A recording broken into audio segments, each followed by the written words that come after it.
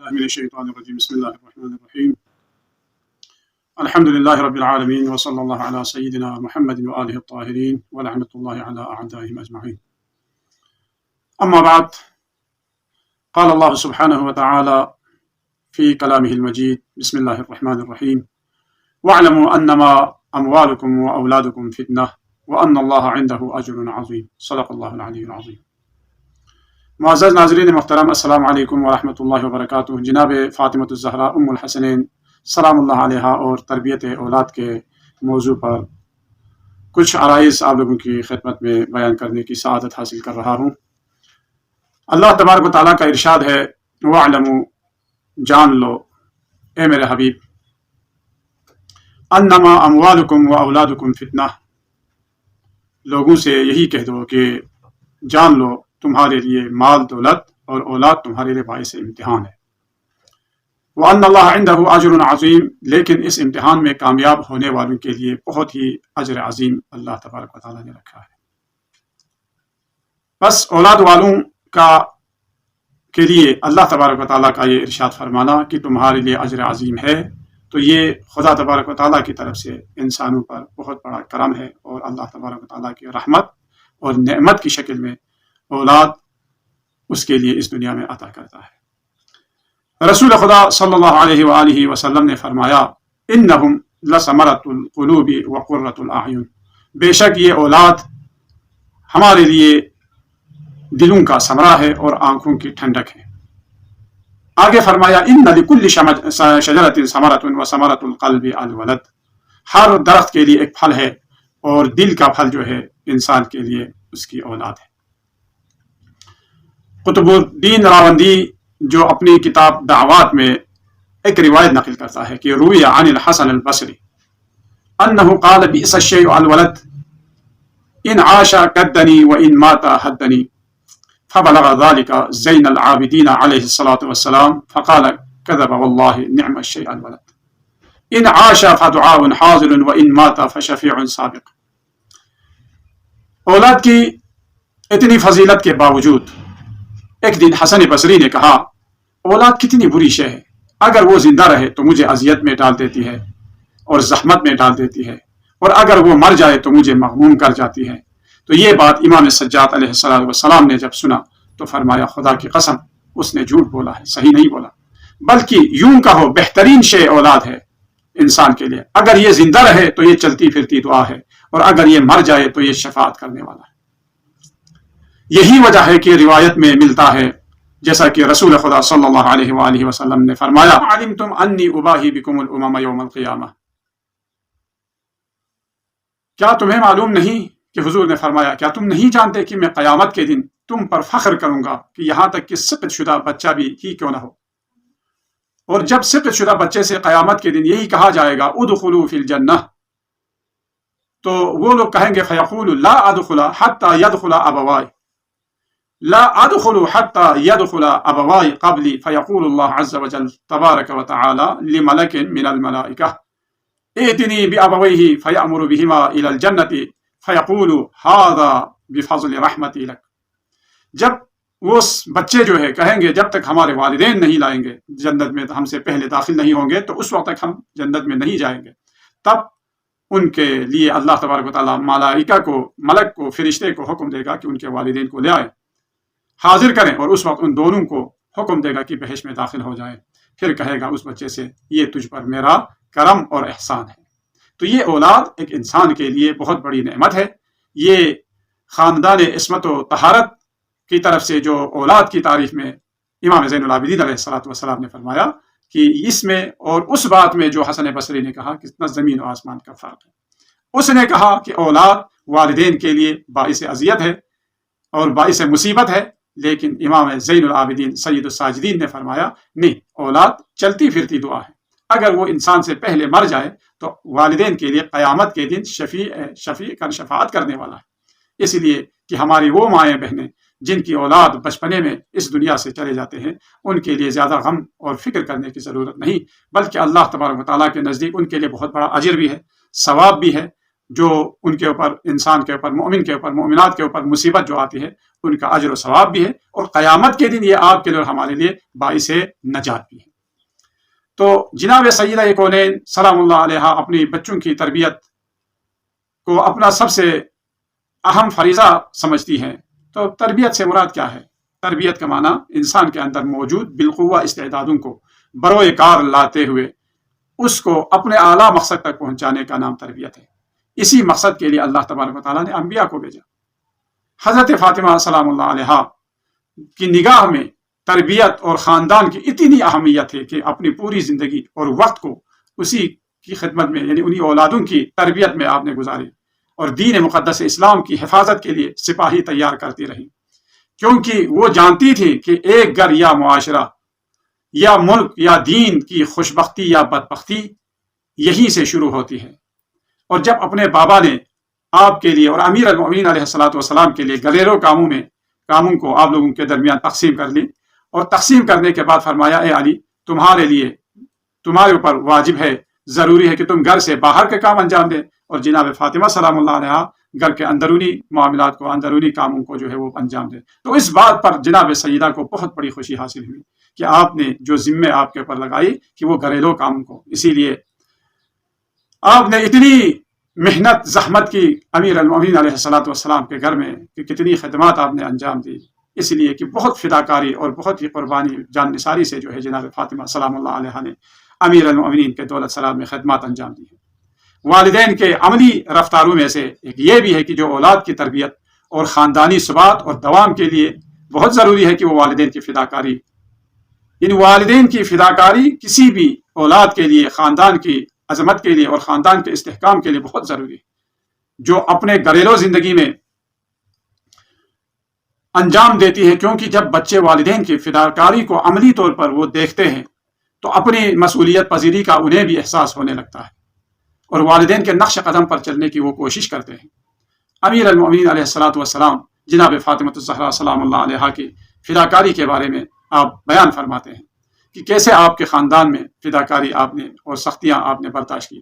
فرماتے ہیں باوجود اس کے کہ فاطمہ پیغمبر اسلام کی بیٹی اور عزیز ترین بیٹی، اکلوتی بیٹی ہے، میرے گھر میں اس قدر آپ نے خدمات انجام دی، سراہی اٹھاتی رہی کہ آپ کے سینے پر زخم، ہاتھوں سے آٹا پیستی رہی کہ چھالے پڑ گئے، اور اس قدر گھر میں جھاڑو لگاتی رہی کہ آپ کے لباس کا رنگ ہی تبدیل ہو جاتا تھا۔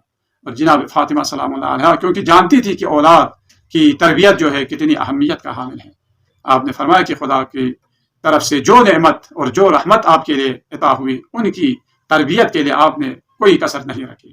آپ فرماتی ہیں کہ یہ اولاد اللہ تبارک و تعالیٰ کی طرف سے ہمارے لیے امانت ہے ہمارے پاس، جن کی تربیت کرنا والدین کی اہم ذمہ داریوں میں سے ہے، اور اولاد کو باغ وجود کا پھل جانتی تھی جناب فاطمہ سلام اللہ علیہ، اور پیغمبر اکرم کی زبانی سن چکی تھی کہ ان کی اولاد آپ اور علی کے صلب مبارک سے آگے بڑھے گی، اسی لیے ان کی تربیت پر آپ زیادہ توجہ دیتی تھی۔ حضرت فاطمہ تربیت کو عالم بشریت کا نجات دہندہ جانتی ہیں، اور ہمارا ایمان ہے کہ یہی مائیں ہیں جو انسان کو بہشتی یا جنتی بنا دیتی ہے۔ الجنت تحت اقدام الامہات، اس کے برعکس اگر والدین سے غفلت برتے تو یہی شدید عذاب کا باعث بنتا ہے ان کے لیے۔ اسی طرح اگر اولاد کی تربیت کرنے میں والدین نے سستی دکھائی تو بہت بڑا صدمہ اٹھانا پڑتا ہے، خصوصاً چھوٹے بچوں کی تربیت میں اگر کوتاہی کرنے لگے تو ممکن ہے زیادہ نقصان اٹھانا پڑے۔ یہی وجہ تھی کہ جناب فاطمہ نے اپنے بابا کی وصیت پر عمل کرتے ہوئے بچوں کی تربیت پر زیادہ زور دیتی رہی۔ چنانچہ رسول خدا نے فرمایا اکرموا اولادکم واحسنوا آدابہم ادبوا اولادکم فانکم مسئولون۔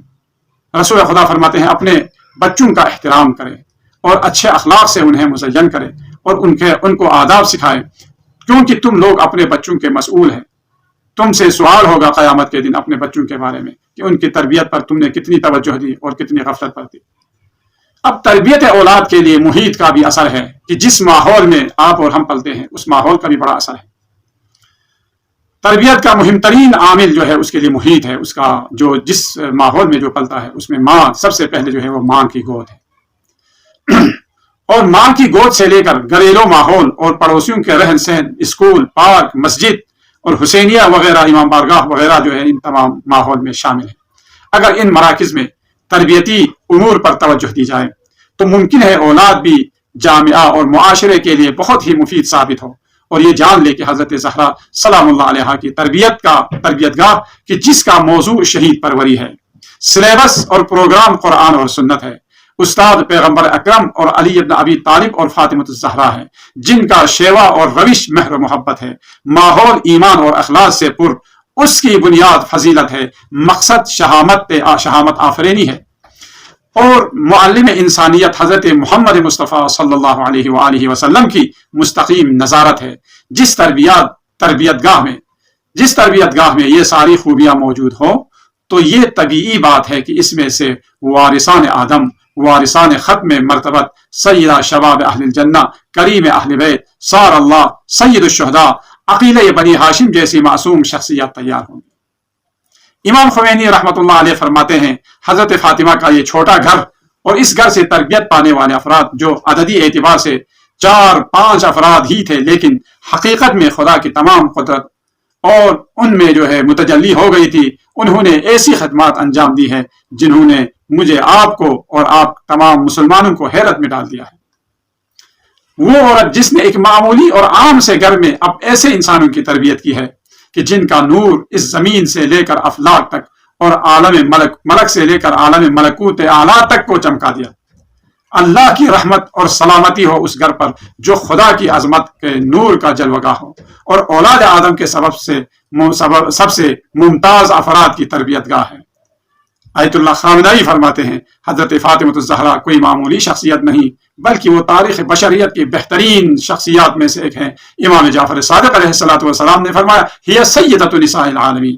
راوی نے سوال کیا، فرزند رسول، ہی سیدۃ نساء عالمہا، کہا آپ کی ماجدہ اپنے زمانے کی خواتین کی سردار تھی؟ امام علیہ السلام نے جواب دیا، نہیں، ذاک مریم، وہ تو جناب مریم تھی، وہ جناب مریم تھی جو اپنے زمانے کی خواتین کے سردار تھی۔ ہی سیدۃ نساء الاولین والآخرین فی الدنیا والآخرہ، لیکن یہ جناب فاطمۃ الزہرا، یہ ہماری ماں زہرا، ان کی عظمت ان کے زمانے تک محدود نہیں ہے بلکہ عالم انسانیت میں سب سے زیادہ، یعنی جو باعظمت شخصیات ہیں ان میں سے سب سے باعظمت شخصیت ہے جو سیدۃ نساء العالمین ہے، من اولہا و آخرہا، قیامت میں بھی اور آخرت میں بھی اور دنیا میں بھی سب سے افضل ترین خاتون جو ہے وہ خاتون جنت ہے، جناب فاطمۃ الزہرا سلام اللہ علیہا ہے۔ یہ اللہ تبارک و تعالیٰ کا بہت بڑا فضل و کرم ہے کہ ہم ان سے متمسک ہیں۔ ہمیں اللہ تبارک و تعالیٰ نے ایسا گھرانہ دیا اہل بیت اطہار کا کہ خدا کی قسم اس سے بڑھ کر آپ کے لیے اور ہمارے لیے کوئی بڑی نعمت نہیں ہے۔ اس سے بڑھ کر خدا تبارک و تعالیٰ کا ہم پر کوئی اور فضیلت یعنی فضل و کرم نہیں ہے۔ یہی ہمارے لیے کافی ہے کہ ہمیں اللہ تبارک و تعالیٰ نے محبین اہل بیت علیہ السلام میں ہمیں پیدا کیا ہے، اور ایسے گھرانوں میں ہمیں پیدا کیا کہ جو اہل بیت اطہار کی محبت سے سرشار ہے۔ ورنہ اس دنیا میں کروڑوں لوگ ہیں جن کو اہل بیت سے جن کا کوئی واسطہ نہیں ہے، اہل بیت کی معرفت نہیں ہے، اور کتنے لوگ ہیں جو اہل بیت اطہار کی معرفت رکھنے کے باوجود ان سے دشمنی پر تلے ہوئے ہیں۔ لیکن آپ اور ہم خوش قسمت ہیں کہ اس اہل بیت اطہار کے محبین میں آپ اور ہمیں شامل کیا ہے۔ کیوں؟ اس لیے کہ اہل بیت اطہار کی محبت ہی آپ کی اور ہماری کامیابی اور نجات کا باعث ہے۔ جیسا کہ امیر المؤمنین علیہ السلام کے لیے رسول خدا نے فرمایا، یا علی من احب علی لا یخرج من الدنیا حتی یأکل من التوبہ ویشرب من الکوثر ویرى مکانہ فی الجنہ۔ علی علیہ السلام اہل بیت اطہار علیہ السلام سے محبت کرنے والے اس وقت تک اس دنیا سے نہیں جاتا جب تک وہ شجرہ توبہ سے اسے پھل نہ کھلایا جائے، جب تک حوض کوثر سے اسے سیراب نہ کیا جائے، جب تک جنت میں اس کا مقام اسے نہ دکھایا جائے، اس وقت تک اس کی جان نہیں نکلے گی۔ تو یہ اہل بیت اطہار کی محبت ہے۔ لہٰذا تربیت اولاد کے لیے زمینہ سازی بہت ضروری ہے۔ جس طرح اہل بیت اطہار نے آپ کے لیے ہمارے لیے جو درس دیا، ہمارا گھریلو ماحول ایسا ہو، ہمارا رہن سہن ایسا ہو کہ جس سے اولاد کی صحیح تربیت ہو۔ تربیت اولاد کی اہمیت کسی سے پوشیدہ نہیں ہے۔ ہر مکتب اور مذہب انسانی تربیت کی ضرورت کو درک کرتے ہیں، اگر اختلاف ہے تو روش اور طریقے میں ہے۔ تربیت کی اہمیت کو پیغمبر اکرم اسلام نے فرمایا، ادبوا اولادکم علی ثلاثۃ خصال، حب نبیکم، حب اہل بیت، وقراءۃ القرآن۔ تم لوگ اپنی اولاد کو 3 چیزوں کی تربیت دو، وہ اپنے نبی اور آل نبی کی محبت ان کے دلوں میں پیدا کرے، कुरान मजीद की तालीम उनको अता करे। वक़ाल कुल्लु मौलूदिन यूलदु अलल फितरह व इन्नमा अबवाहु युहव्विदानहु व युनस्सरानहु व युमज्जिसानहु। पैगंबर अकरम सल्लल्लाहु अलैहि वसल्लम ने फरमाया, दुनिया में आने वाला हर बच्चा फितरत तौहीद पर पैदा होता है, लेकिन उसके वालिदैन हैं या उसे यहूदी बना देते हैं, या उन्हें नसरानी बना देते हैं, या उन्हें मजूसी बना देते हैं। इसीलिए इस्लाम ने बच्चे को दुनिया में आने से पहले तरबियत करने का हुक्म दिया है। किस तरह, कैसे मुमकिन है जब तक बच्चा दुनिया में ना आए उस वक्त आप तरबियत करें? तो फरमाते हैं कि बच्चे के लिए बाईमान माँ का इंतखाब करो। अल्लाह तबारक व तआला के हबीब ने फरमाया, अपने नुतफों के लिए मुनासिब और पाक दामन रहम तलाश करो, क्योंकि खानदानी सिफात भी कानून वरासत के मुताबिक औलादों में मुंतकिल होती है, ख्वाह वो सिफात अच्छी हो या बुरी हो। खुसूसन माँ की खुसूसियत, क्योंकि बच्चे का पूरा वजूद माँ के बदन का हिस्सा है। हामिलगी के दौरान माँ जो चीज खाती है, वो गजा पाक हो या नजिस हो, वो बच्चे के जिस्म का हिस्सा बन जाता है। उसी का शीरा बच्चे के लिए दूध की शक्ल में उसे मिल जाता है, शक्ल में मुयसर होता है। अगर माँ अच्छी गजा खाए, पाक गजा खाए, तो बच्चे में भी अच्छा असर उसमें पड़ेगा, और अगर माँ नापाक और हराम गजा खाए तो बच्चे में भी उसका बुरा असर जरूर पड़ेगा। जिस तरह जिस्मानी असर माँ से बच्चे में मुंतकिल होती है, इसी तरह उसके रूहानी असरात भी माँ से बच्चे में मुंतकिल होती है। अगर ये खूबियां बच्चे में मौजूद हो तो उस माँ के लिए दुआएं, कौन सी खूबियां, जो जैसे नमाज अगर बच्चे पढ़ने लगे, रोजा रखने लगे, अहले बैत अतहार की मोहब्बत अगर बच्चे के दिल में मौजूद हो, नमाज और रोजे का अगर पाबंद हो, तो ये उसके लिए, उस वालिदैन के लिए, उनके वालिदैन के लिए बहुत बड़ी नेमत है। ये उस वक्त ये वालिदैन के लिए भी दुआएं देनी चाहिए, बच्चों के लिए भी ये जरूरी है कि वो अपने वालिदैन के लिए दुआएं दें कि उन्होंने उनकी तरबियत कुछ इस तरह से की कि वो अहले बैत अतहार की मोहब्बत भी उनके दिल में मौजूद है, नमाज और रोजे की मोहब्बत भी उनके दिल में मौजूद है, और परहेजगारी और अमल और यानी नेक अमल और ईमान भी उनके दिल में मौजूद है। चनांचे रिवायत है, वकान जाबिर इब्न अब्दुल्लाह अल अंसारी यदूर फी सिकक अल अंसार बिल मदीना व हुवा यक़ूलु अलीयुन खैरुल बशर फमन अबा फक़द कफर या मआशिर अल अंसार अद्दिबू औलादकुम अला हुब्ब अलीयिन फमन अबा फंजुरू फी शान उम्मिही। मन ला यहज़रुहुल फ़क़ीह, जिल्द नंबर 3 सफ़ा नंबर 493, बाब तादीब अल वलद, उसमें ये रिवायत नकल है। जाबिर बिन अब्दुल्लाह अल अंसारी फरमाते हैं, मदीना में सारे अंसार के ठिकानों का चक्कर लगाते हुए ये फरमाते हैं, अली खैरुल बशर है, जिसने भी उनसे रोगर्दानी की वो काफिर हुआ। ए अंसारो, अपनी औलाद में मोहब्बत अली पैदा कर, और जिसने भी मोहब्बत से इनकार किया तो उसकी माँ का जायजा लो। इसीलिए हजरत ज़हरा की शहादत के बाद अमीर अल मोमिनीन ने नई शादी करना चाहे तो अपने भाई अकील से कहा कि किसी शुजा खानदान, किसी बाकिरदार और बाईमान खानदान की तलाश कर, ताकि अबुल फजल अल अब्बास जैसे शुजा और बावफा बातक़वा फर्जन अता हो। बस तरबियत का आगाज बच्चे की विलादत से पहले शुरू जारी है। लिहाजा अमीर अल मोमिनीन अलैहिस्सलातु वस्सलाम के लिए, अमीर अल मोमिनीन के लिए रसूल खुदा एक बहुत लंबी हदीस में आपके लिए वो कवानीन जो एक यानी घरेलू और मियाँ बीवी के दरमियान जो ताल्लुकात हैं या जो औकात हैं, उनकी तरफ तवज्जो करते हुए, तवज्जो दिलाते हुए आपने बहुत एक लंबी हदीस आपने फरमाई है कि उसकी तरफ जो जामे अखबार है सफ़ा नंबर 103, जिसमें जिक्र है कि किन औकात में इंसान अपने बीवी के पास जाना चाहिए और जिक्र इलाही में मसरूफ होना चाहिए, और क़ल्बे इंसान जो है वो अल्लाह तबारक व तआला की नेमतों का उसे शुक्र अदा करना चाहिए, और मुख्तलिफ हालात में, और जब वो बावुज़ू होना चाहिए। और इसके अलावा जिस हालत में वो घरेलू मामलात में अगर वो यानी अपने अंदर घरेलू मामलात में अगर वो जानना चाहते हैं या आलम मुबाशरत है कि उसके लिए औकात का तयन है, और इसके लिए यानी दिनों का तयन है, रातों का तयन है। और आगे फरमाते हैं कि इमाम जाफर सादिक फरमाते हैं कि क़ाल रसूलुल्लाह वल्लज़ी नफ़्सी बियदिही लौ अन्न रजुलन गशिया इम्राअतहु व फ़िल बैति सबिय्युन मुस्तयक़िज़ुन यराहुमा व यस्मअु कलामहुमा व अनफुसहुमा व नफ़सहुमा मा अफ़लह अबदन इज़ा कान गुलामन कान ज़ानिया औ जारियतन कानत ज़ानिया। उस जात की कसम जिसकी कब्ज़े कुदरत में मेरी जान है, रसूल खुदा फरमाते हैं, अगर कोई शख्स अपनी बीवी के साथ मुबाशरत करे और अगर उस कमरे में छोटा बच्चा جو جاگ رہا ہو اور انہیں دیکھ رہا ہو اور ان کی باتوں اور سانسوں کو وہ سن رہا ہو تو کبھی بھی وہ نیک اولاد نہیں ہوگی جو اس نطفے سے جو بچہ ٹھہرتا ہے. اگر بچہ ہو تو وہ زانی ہوگا اور اگر بچی ہو تو وہ زانیہ ہوگی. یہ اصول کافی جلد نمبر 5 صفحہ نمبر 500 پر یہ باب کراہت ایواقع الرجل اہلہ، اس باب میں جو ہے اس کا ذکر ہے. بہرحال پھلدار درخت کے نیچے مباشرت سے ممنوع قرار دیا. اسی طرح جس طرح امیر المومنین سے فرمایا یا علی لا تجامع امرأتک تحت شجرۃ مثمرۃ فإنہ ان قضی بینکما ولد یکون جلادا وقتالا. دیکھیے کتنا آپ کے لیے ہمارے لیے تربیتی پہلو میں رسول خدا جو ہے وہ متنبہ فرما رہے ہیں. اگر کوئی ثمردار درخت کے نیچے اگر کوئی مباشرت کرے تو اس کا بچہ جو ہے وہ جلاد اور قاتل بنے گا.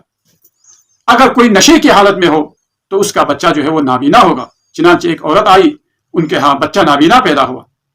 آپ سماعت فرمائیے، بچہ نابینا ہے تو اس نے آ کر رسول خدا صلی اللہ علیہ وآلہ وسلم کی خدمت میں آ کر اس نے کہا یا رسول اللہ میں اللہ کو عادل نہیں مانتی. کیوں؟ انہوں نے کہا مجھے نابینا بچہ عطا کیا ہے لیکن میرے جو پڑوسی ہیں ان کو صحیح سالم بچہ عطا کیا ہے.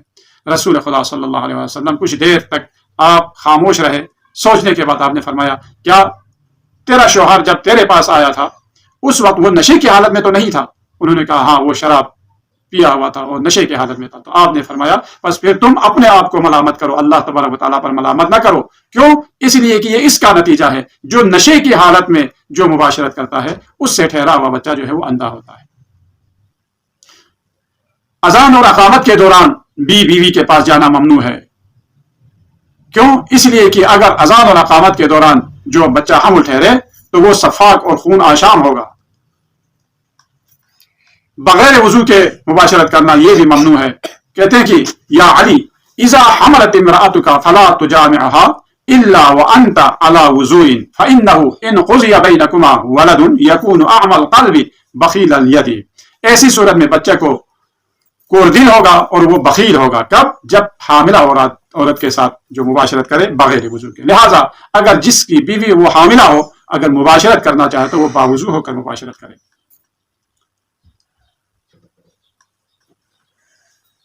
آگے فرماتے ہیں کہ بیوی جو ہے آپ کے لیے ہم خیال ہو، ہم فکر بیوی ہو.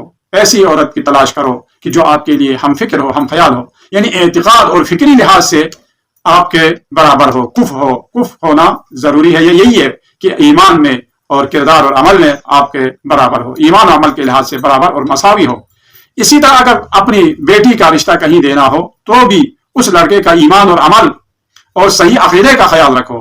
ایک شخص نے امام حسن مجتبی علیہ الصلوۃ والسلام کی خدمت میں آ کر اس نے عرض کی فرزند رسول میری بیٹی کے لیے رشتہ آیا ہے تو میں کیسے لوگوں کے یہاں رشتہ دوں؟ تو اپنی بیٹی کے رشتے کے بارے میں جب اس نے رائے طلب کی امام حسن مجتبی سے تو آپ نے فرمایا، یہ کتاب تہذیب الاحکام میں ہے، جاء رجل الى الحسن يستشيره في تزويج ابنته فقال زوجها من رجل تقي فانه ان احبها اکرمها وان ابغضها لم يظلمها.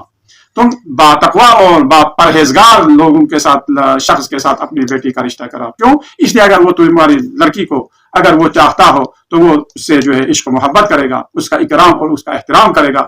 اگر لڑکی پسند نہ آئے تو اس کے اوپر ظلم تو نہیں کرے گا.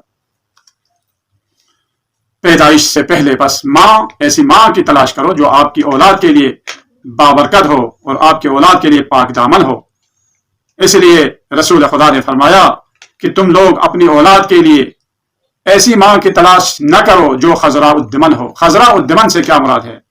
ایاکم و خضراء الدمن، خبردار خضراء الدمن سے بچو. عرض کیا یا رسول اللہ یہ خضراء الدمن سے کیا مراد ہے؟ خضراء الدمن اسے کہتے ہیں کہ جو گندے نالی کے جوہروں میں جہاں پر پانی یا تالاب کا پانی جو جہاں جمع ہے وہاں پر پانی سڑ جاتا ہے، وہاں پر اگر اس میں کوئی گوبر وغیرہ یا کوئی ایسی چیزیں جو گندگیاں ہوں وہاں پر بہت خوبصورت پھول بھی جو ہے وہ کھلنے لگتے ہیں. آپ نے دیکھا ہوگا مختلف جو شہروں میں مختلف جگہوں پر جہاں پر پانی گندا پانی جو ہے وہ جمع ہے وہاں پر اس پانی کے سطح پر جو ہے بہت خوبصورت پھول کھلتے ہوئے نظر آتے ہیں. اس پھول کو کہتے ہیں خضراء الدمن. یہاں پر رسول خدا نے اس عورت کو اس پھول سے تشبیہ دی کہ جو خضراء الدمن، چہرہ تو اس کا خوبصورت ہے، دیکھنے میں بہت وہ حسین ہے، لیکن اس کا جو منبع ہے یا اس کا جو خاندان ہے وہ جو ہے وہ برا خاندان ہے اور اس کا جو ماحول ہے جو صحیح ماحول میں نہیں پلا ہے. अगर वो सही माहौल में न पाली हो लेकिन चेहरा अगर खूबसूरत हो तो वो उस खजरा और दिमन से तशबीह दी है। देखने में तो वो खूबसूरत है लेकिन वो आपकी और हमारी बर्बादी का जो है ना वो बायस है, आपकी औलाद के लिए बर्बादी का बायस है। क्यों? इसलिए कि आपकी और हमारी औलाद ऐसे उस यानी बीवी के छातियों से वो तग़ज़िया हासिल करेंगे और हमारी औलाद उसी से जो है वो पलेगी और बढ़ेगी। लिहाजा फरमाते हैं कि उन खजरा उद्दिमन से बचो। बस ईमान, तकवा और परहेजगारी जो है इंसान के लिए अपने रिश्ते के अगर तलाश करना हो या रिश्ता तलाश करना हो या किसी यानी लड़की को अगर अपने लिए बीवी के हैसियत से अगर इंतखाब करना हो तो ईमान, अमल और किरदार और ख़ानदान का जो है उसको ख्याल रखना बहुत ज़रूरी है। अब बाकिरदार और बाईमान माँ जो है वो तलाश करो अपनी औलाद के लिए। क्यों? उनके तमाम असरात जो है उन्हीं के आपकी औलाद में मुंतकिल हो जाती है और उनके ख़ानदान के यानी जो सिफात है वो भी आपके और हमारी औलाद में मुंतकिल हो जाती है। आगे फरमाते हैं कि जब हामिला हो तो उस वक्त उस हामिला औरत के लिए चाहिए कि वो हमेशा जिक्र इलाही में मसरूफ रहे, अल्लाह तबारक व तआला की इबादतों में मसरूफ रहे, अपने आप को गुस्सा आने से वो बचाए रखे और ज्यादा गुस्सा न दिखाए, बल्कि वो हमेशा आराम सुकून के साथ वो जिंदगी करे, ताकि वो बच्चे के अंदर वो सिफात भी उसके अंदर पाई जाए। जिस तरह फरमाते हैं कि अगर बावजूद इंसान अगर अपनी औलाद को वो माएँ दूध देती है तो उसमें भी उसका असर जरूर होता है। ये हमारी तारीख में, उलमा की तारीख में भी, मोमिनीन की तारीख में भी ऐसे ऐसे वाक़यात भरी पड़ी हैं, जिनमें से एक सईद रज़ी और सईद मुर्तज़ा का किस्सा है, जिन्होंने नहजुल बलागा आपके लिए हमारे लिए जमा फरमाया है अमीर अल मोमिनीन का। फरमाते हैं कि जब जनाब शेख मुफीद रहमतुल्लाह अलैह उन्होंने एक दफा ख्वाब में देखा कि जनाब सईदा फातिमा ज़हरा सलामुल्लाह अलैहा इमाम हसन और इमाम हुसैन अलैहिस्सलाम के दस्त मुबारक पकड़कर ला रही हैं और फरमा रही हैं, ए शेख मेरे इन दो बच्चों को फिक़ह की तालीम दे दें। जब शेख मुफीद रहमतुल्लाह अलैह ख्वाब से, नींद से जब बेदार हुए तो अब बड़ा परेशान हुआ, ये कैसे मुमकिन है, मैं कहाँ और जनाब इमाम हसन और इमाम हुसैन को तालीम देना कहाँ, मेरी क्या औकात है। इसी फिक्र में था। जब आप क्लास में दूसरे दिन जब क्लास में आप बच्चों को तालीम दे रहे थे, अपने शागिर्दों को दर्स दे रहे थे, उस वक्त जनाब सईद रज़ी और सईद मुर्तज़ा की माँ वालिदा गिरामी इन दोनों बच्चों को लेकर आपकी खिदमत में आई और फरमाने लगी, ए शेख मेरे इन दो बच्चों को तालीम दे। जिस तरह उन्होंने जनाब सईदा कौनैन को ख्वाब में देखा था, उसी हालत में जनाब सईद रज़ी और सईद मुर्तज़ा रहमतुल्लाह अलैहिमा के वालिदा को भी उन्हीं हालत में देखा और उन्होंने कहा कि ए शेख मेरे इन दो बच्चों को फिक़ह की तालीम दे। जब ये उन्होंने फरमाया तो जनाब शेख मुफीद दाढ़ें मार मार कर रोने लगे। आप रोते जा रहे, सारे तालिब इल्म जो है वो परेशान है। आखिर में उन्होंने सवाल किया, उस्ताद गिरामी ये क्या हुआ, क्या आपके लिए, क्या आप क्यों रो रहे थे? तो आपने ये सारा माजरा आपने सुनाया कि मैं ख्वाब में जनाब सईदा को देखा था जो हसन और हुसैन के हाथों को पकड़कर मेरी खिदमत में ला रही थी और फरमा रही थी कि मेरे इन दो बच्चों को जो है वो तालीम दे, और मुझे अभी पता चला कि उस ख्वाब की ताबीर ये थी। और जब यही सईद रज़ी और सईद मुर्तज़ा जब अपने उस्ताद के पास, शेख मुफीद के पास तालीम आप लोगों ने शुरू की, तो आप लोग जब घर पर तशरीफ लाते थे वापस, तो अपनी वालिदा गिरामी से यही फरमाने लगे, ए वालिदा गिरामी हमें ऐसा महसूस होता है कि ये दुरूस जो है हम पहले से पढ़ चुके हैं, अभी जो हम इसको इन दुरूस को जो है, इन सबक को जो है हम दोहरा रहे हैं। तो उस वक्त उन्होंने फरमाया, हाँ सच है कि तुम में से एक पेट में था और एक जो है गहवारे में। उस वक्त हमारे बाप जो है यही दुरूस अपने शागिर्दों को अपने घर में दिया करते थे। तो उनका ये असर था कि ये जो बच्चे जो हम समझते हैं ना कि ये सुनते नहीं है, ये समझते नहीं, ये शऊर नहीं रखते, नहीं, बल्कि इनको शऊर है, ये समझते भी है, लेकिन ये आप और हमें बता नहीं सकते। ये जो जितने भी छोटे बच्चे हैं, बच्चे क्या आप अंदाजा करें, ये हैवानात भी जो है ये शऊर रखते हैं। आप और हम अपने इलाकों में देखते हैं, आप और हम अगर भेड़ बकरियां जो चलाते हैं, आपने ये कभी तजुर्बा भी किया होगा।